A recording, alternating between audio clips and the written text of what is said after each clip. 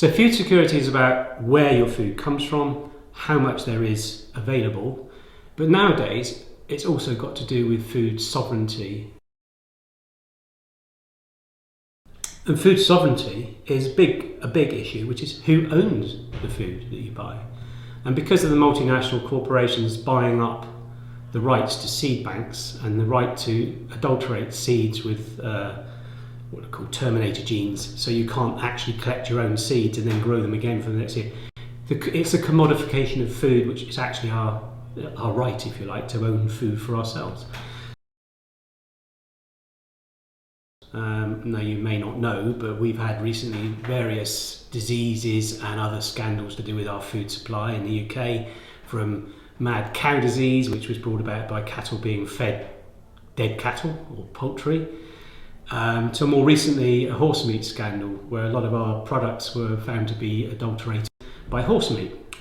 And so that the provenance of food, people have given up, people have abdicated responsibility for their own well-being to what they're told by corporations.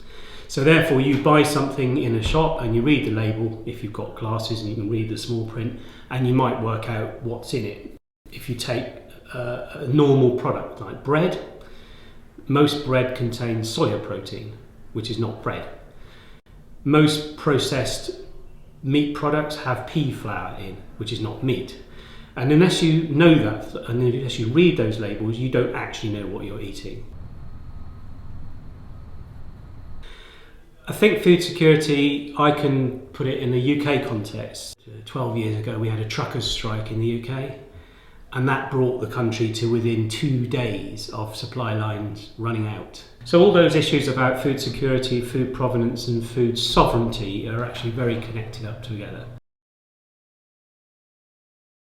But as individuals, you can at least start to grow some of your own food, even if it's only in a window box or in your backyard. You can educate your children as to where that food comes from. You need to learn to cook. If you don't know how to cook, you can't really assess, the provenance and the integrity of your food. You can go to your farmer's market or have a community supported agriculture scheme where you're working directly with producers.